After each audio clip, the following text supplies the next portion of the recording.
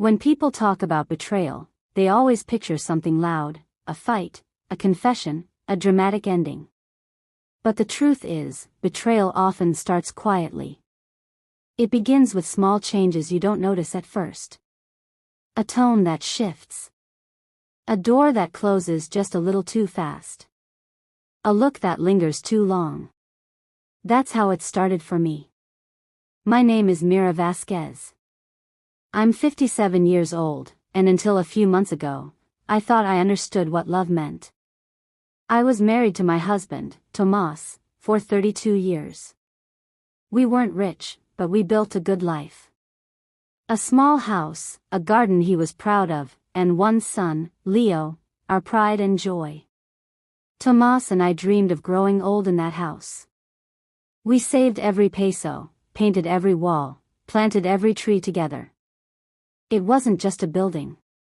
It was the proof of our years, our sacrifices, our promises.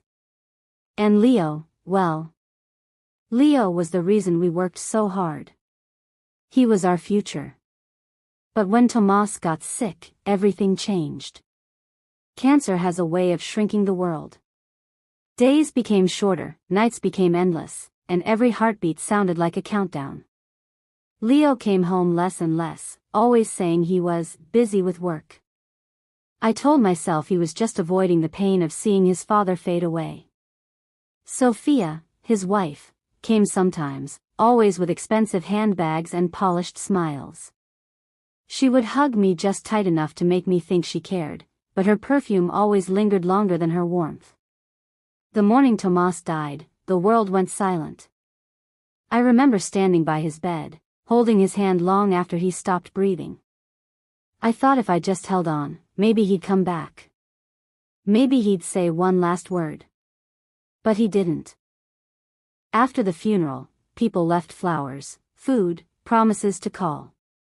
But within days, the house was quiet again. That's when Leo and Sophia moved in. They said it was to keep me company. I believed them. I thought it would be nice to have family around, to share meals, to talk about Tomas. But the house didn't feel like mine anymore. Their things started appearing everywhere. Sophia's silk robes hanging in my bathroom, Leo's loud phone calls echoing in the living room. My kitchen smelled like her perfume instead of garlic and coffee. One morning, I came downstairs and found papers spread across the dining table. Leo smiled and said they were just inheritance documents. The bank needed my signature to release some funds from Tomas's insurance. I didn't even read them. My eyes were tired from crying, my heart heavier than those papers could ever be. So I signed. And then I signed again. And again. Days passed. Sophia became more talkative, almost cheerful. She'd hum while she cooked. She'd ask about recipes I used to make for Tomas. But her eyes always followed me, studying me, like she was waiting for something. Sometimes I caught her whispering to Leo when they thought I was asleep. I'd hear words like transfer, account, documents. I told myself I was imagining things. Grief plays tricks on the mind, doesn't it? But then I started noticing little things. The photo of Tomas and me on our wedding day disappeared from the mantel. My wedding ring wasn't in the jewelry box. The silver watch Tomas left on the nightstand, gone. I searched everywhere. When I asked Leo, he shrugged. He said maybe I misplaced them. One night, I couldn't sleep. The house felt heavy, like it was holding its breath. I walked into Tomas's study. The safe was slightly open. I'd never seen it that way before. Inside, among his papers, was an envelope with my name on it. The handwriting was his. I held it with shaking hands and opened it. There were only a few lines, but they changed everything. If you're reading this, Mira, then I'm gone. Don't trust the papers. The house isn't what it seems. That was all. Nothing more. No explanation. No details. Just those words. I sat there for a long time, staring at them, trying to understand what he meant. But before I could think further, I heard footsteps behind me. Sophia was standing in the doorway, wearing one of Tomas's old robes. She smiled, too sweetly, and said she was just checking on me. Her eyes fell on the letter in my hands. I watched her expression, just for a second, and I saw panic. It vanished quickly, replaced by that same polished smile. The next day, I hid the letter in my coat pocket. I tried to act normal. But inside, I was unraveling. A week later, I received a call from the bank. The woman on the line congratulated me on the successful transfer of ownership of my house. She said it so casually, like she was announcing a birthday. I asked what she meant, and she said, "The property sale went through, Mrs. Vasquez. To your son and his wife. You signed the documents yourself." I hung up before she finished. My hands were trembling so badly I could barely hold the phone. I ran to Tomas's study, opened the drawer, and found copies of the papers Leo had given me. My signature was there, neat, perfect, identical to mine. But I never signed those lines. I confronted Leo when he came home. I asked him what the bank meant. He laughed, said I must have misunderstood, that he was just managing the paperwork. Sophia stood beside him, her hand resting lightly on his arm. Her nails were painted dark red. I couldn't stop staring at them. Red, the color of warnings. That night, I checked every drawer, every folder. Tomas's will was missing. So was his life insurance document. I found a torn corner of paper under the bed, my husband's initials still visible on it. They were covering their tracks. The next morning, I went to the notary office. The clerk there looked at me with polite confusion. He said I'd been there already, last week, to finalize the property transfer. I told him he was mistaken. But then he showed me the documents, stamped, dated, with my signature. It was perfect. My handwriting, my name. But I hadn't written it. I drove home in silence. When I got there, my key didn't fit the lock. I tried again and again until I realized what they'd done. They had changed it. My own home, the one I built with my husband, the one where I raised my child, I couldn't even open the door. Through the window, I saw them. Leo and Sophia, eating dinner at the table where Tomas and I used to sit. My chair was gone. The photos of our family replaced with new ones, their wedding picture in the center. I stood there on the porch, shaking, until my knees gave out. I spent that night in my car, parked at the end of the street. The air was cold, and I couldn't stop staring at the lights glowing through the curtains. My house.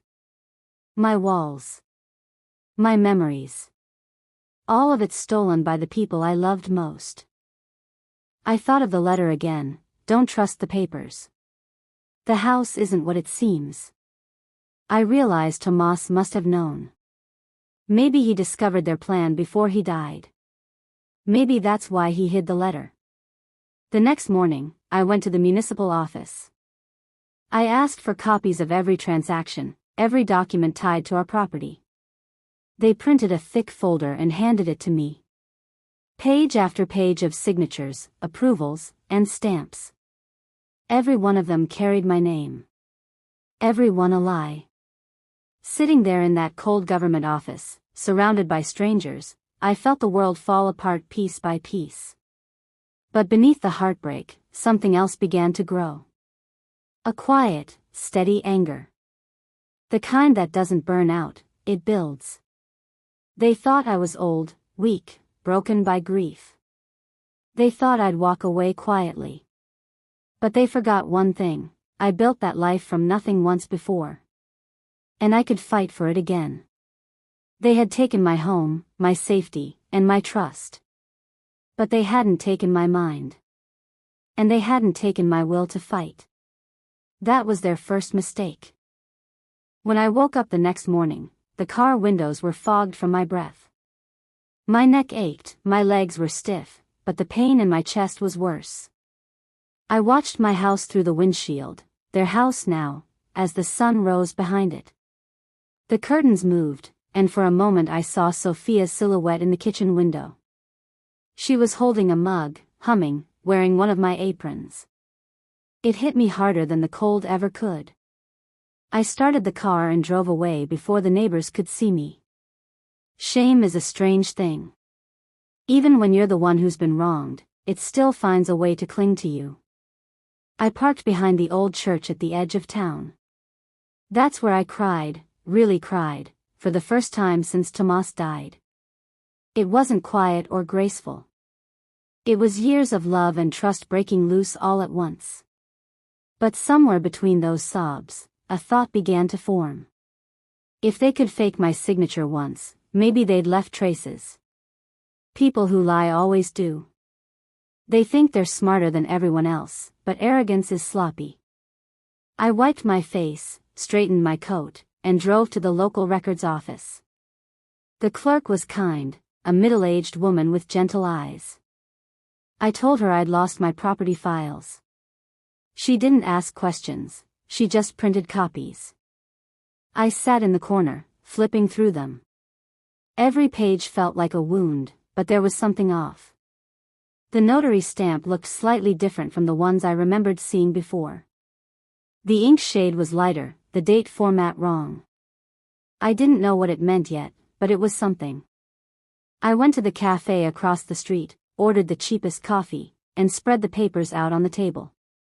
That's when a voice said my name. I looked up and saw Enrique, Tomas's old friend, a retired lawyer who used to visit us on Sundays. He looked older, slower, but his eyes were still sharp. He asked why I looked like I was carrying the world on my back. So I told him everything, the forged signatures, the changed locks, the letter Tomas left. He listened without interrupting. When I finished, he nodded slowly and said, "Mira, this was planned long before Tomas died." He explained that Sophia once worked as a clerk at a small real estate agency, one known for handling quick sales of inherited properties. He told me that if she still had contacts there, she could have arranged everything, fake documents, false witnesses, even a forged notary seal. My heart sank. It meant Tomas had probably discovered the plan while he was sick. That's why he wrote the letter. He must have suspected they were after the house. Maybe he tried to protect me, but he ran out of time. Enrique offered to help, quietly. He said he still knew people who could dig into property transfers and banking records. I gave him every document I had. Before he left, he looked at me and said, "You're stronger than you think, Mira. Just be patient." Patience. That word used to mean waiting for Leo to come home for dinner. Now it meant waiting for justice. Over the next week, I stayed at a cheap motel by the highway. The walls smelled of cigarettes, the mattress sagged in the middle, and the air conditioner rattled like it was complaining. But it was better than sleeping in my car. Every morning, I'd sit by the window, watching trucks pass, pretending I still had a purpose. And then one afternoon, Enrique called. He'd found something. The notary listed on my property transfer didn't exist. The registration number belonged to a man who had died 2 years earlier. The signatures were confirmed forged by a handwriting analyst. And the biggest shock, the money from the sale of my house had been transferred to a new account under Sophia's name. When I heard it, my grief finally turned into something else. I stopped crying that day. I stopped shaking. I stopped feeling helpless. All that was left was a deep, steady rage. But I knew I couldn't rush. Revenge wasn't about emotion, it was about precision. I went to the city the next morning. Using the last of the savings I had hidden in an old scarf, I bought a used phone and created a new email. From there, I started digging, social media, public records, anything that mentioned Sophia. She was smarter than I gave her credit for. She had already listed the house online, advertising it as a family home ready for a new beginning. I stared at the photos, my curtains, my kitchen, Tomas's garden. She hadn't even changed a thing. Then I noticed something in the background of one of the pictures. A framed certificate on the wall behind her. It wasn't ours. It was a business license, Sophia Realty Associates. I zoomed in. The registration date was 3 months before Tomas died. So that was it. She married my son, waited for Tomas to get sick, and when she saw her chance, she convinced Leo that transferring the property was the easiest way to secure their future. Maybe she promised him financial freedom. Maybe she told him it was temporary. But she knew exactly what she was doing. And Leo, my son, he agreed. That night, I couldn't sleep. I sat by the window of the motel, staring at the reflection of the neon sign flickering against the glass. I thought of Leo as a little boy, the way he used to run to me with scraped knees, crying until I kissed them better. I thought of his graduation, the way he hugged me and said, "Everything I am, Mom, I owe to you." I wondered when that boy disappeared. But there was no time for grief anymore. If I wanted justice, I needed proof, solid, undeniable proof. Enrique introduced me to one of his old colleagues, a young paralegal named Camila. She agreed to help gather evidence quietly. Together we went through every transaction tied to Leo and Sophia. What we found was worse than I imagined. They had mortgaged the house twice already. They'd used my forged signature to take out loans in my name. Credit cards, insurance claims, even a small business loan, all under Mira Vasquez. My identity wasn't just stolen, it was being destroyed. Camila said, "If we go public now, they'll cover their tracks. You need to let them think you're gone." So I stayed invisible. I didn't call Leo. I didn't show up at the house. I let them believe they'd broken me. And while they were busy celebrating their victory, I was building my case. Enrique filed an anonymous complaint with the property board. He arranged for an audit of recent real estate transactions tied to Sophia's company. Within days, inconsistencies began surfacing. Sophia's name appeared in 3 fraudulent transfers, 2 of which had already triggered investigations elsewhere. Meanwhile, I went to the neighborhood myself, dressed simply, hair tied back, pretending to be someone else. I asked the new tenants who had just moved into the house next door if they liked their neighbors. They laughed and said, "Oh, the young couple? They're always arguing about money. You'd think with that big house they'd be happier." That told me enough. Greed never ends with satisfaction. It eats at itself until there's nothing left. 2 weeks later, I got the call from Enrique I'd been waiting for. The audit team had traced the bank transfers, and they had enough to open a formal investigation. But if I wanted to expose them completely, I'd need to appear in person and declare that I never authorized the sale. It meant stepping out of hiding. It meant facing Leo and Sophia again. That night, I sat in the motel with Tomas's letter in my hands. I could almost hear his voice, calm, reassuring. "Don't trust the papers," he had written. Now I finally understood. He wasn't warning me about the documents. He was warning me about the people behind them. I pressed the letter to my chest and whispered, "I won't let them win." The next morning, I put on my best clothes, the same dress I wore at Leo's wedding. I tied my hair neatly, applied a touch of lipstick, and looked in the mirror. For the first time in weeks, I didn't see a victim. I saw the woman who built a home, raised a son, buried a husband, and still stood tall. I walked into the city hall that afternoon with my head held high. I met with the investigators, signed my statements, and handed them everything: the fake notary stamp, the forged signatures, the proof of Sophia's business fraud. They listened carefully. When I finished, one of them said, "Mrs. Vasquez, this is serious. We'll have to call them in for questioning." Later that evening, I sat on a bench outside, watching the sky turn orange. I didn't feel relief yet, just a deep calm. Revenge wasn't loud or satisfying. It was steady, quiet, and slow. Like a tide that knows it will eventually reach the shore. I knew it wouldn't be over until I looked Leo in the eyes and made him understand what he'd done. But I also knew the moment I stepped back into that house, everything would change. For now, I waited. Because sometimes the only way to defeat betrayal is to let it believe it has already won. And soon, very soon, it would realize, I was still here. And I wasn't done yet. 3 weeks passed before the call came. I was sitting at the same cafe where I'd met Enrique, stirring sugar into a cup of coffee I couldn't afford, when my phone rang. The investigator's voice was calm but firm. They had summoned Leo and Sophia for questioning. For a second, I couldn't speak.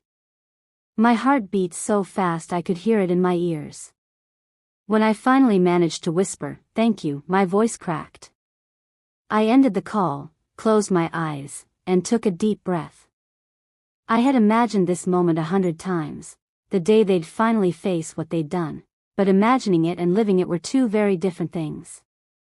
I spent that evening preparing myself, not for revenge, but for truth. I ironed my clothes, packed Tomas's letter, the forged papers, and every copy Enrique had helped me gather. I didn't sleep much. I lay awake staring at the ceiling, replaying every memory of Leo as a boy, the sound of his laughter, the way his tiny hand used to hold mine. I couldn't decide what hurt more, what he had done, or the fact that I still loved him despite it. The next morning, I arrived at the courthouse early. The building loomed above me, gray and cold. Inside, the fluorescent lights buzzed faintly. I could see them waiting down the hallway, Leo and Sophia, sitting side by side. She looked perfect, as always. Hair straight, nails polished, lips painted the same dark red. Leo looked tired, but not guilty. Just nervous, like a man worried about being inconvenienced. When he saw me, his eyes widened. For a moment, he froze. Then he stood, stammering my name. I didn't answer.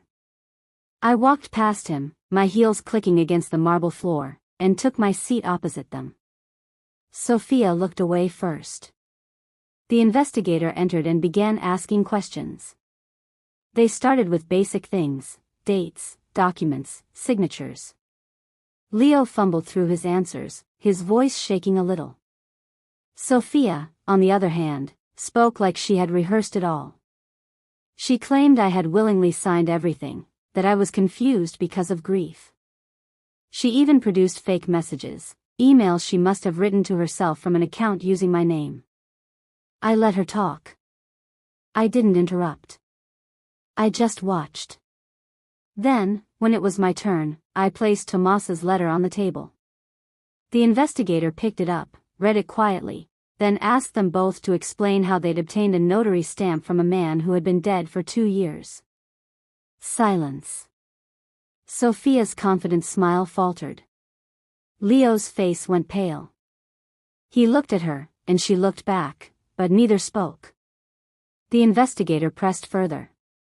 Did you know the account where the property funds were transferred is registered under your name, Mrs. Sofia Vasquez? That was when it happened.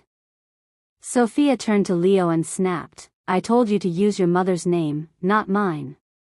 Her voice echoed across the room. For a moment, time stopped. Leo blinked, stunned, realizing what she just admitted. The investigator wrote it down. That single sentence, that careless outburst, destroyed them. Leo's hands started shaking. He tried to defend himself, saying he didn't know, that Sophia had convinced him it was all legal. But every word only made him sound weaker. I sat there, silent, feeling something inside me loosen. Not joy. Not satisfaction. Just release. By the end of the hearing, it was clear. The forged sale, the fake documents, the fraud, all of it tied directly to Sophia's company. Leo was complicit. The investigator told them both they would face criminal charges for forgery and identity theft. When it was over, Sophia stormed out, her heels striking the floor like gunshots. Leo stayed behind. He didn't look at me at first. He stood by the door, breathing hard. Then, quietly, he said, "Mom. I didn't mean for it to go this far." I turned to him. "You meant every step, Leo. You just didn't mean to get caught." He lowered his head, and for the first time, I saw tears in his eyes. But I couldn't comfort him. The wound was too deep. I stood up, gathered my papers, and left. Outside, the air felt lighter. For the first time in months, I wasn't running, hiding, or doubting myself. The sun was shining, and I could finally feel its warmth again. I walked to the small park across the street, the same one where I'd sat weeks earlier when I thought my life was over. The same bench, the same old tree, but everything felt different. Enrique met me there. He told me the property board had voided the fraudulent transfer. The house was legally mine again. The accounts had been frozen.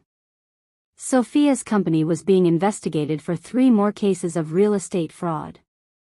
Justice, slow but certain, had begun. When I walked back into my home a week later, it didn't feel the same. The walls still held their voices, their laughter. The air smelled faintly of Sophia's perfume. But I didn't mind. I opened every window, let the sunlight pour in, and whispered to the house, "You're safe now." I went to the garden next. Tomasa's roses had withered, but the roots were still alive. I trimmed them, watered them, and promised to take care of them again. As I worked, I felt him there somehow, not as a ghost, but as a quiet strength inside me. That evening, as I sat by the window with a cup of tea, I saw a car stop at the gate. Leo stepped out, holding a small envelope. He didn't walk up to the door. He just placed it in the mailbox, looked at the house for a long time, and drove away. Inside the envelope was a note.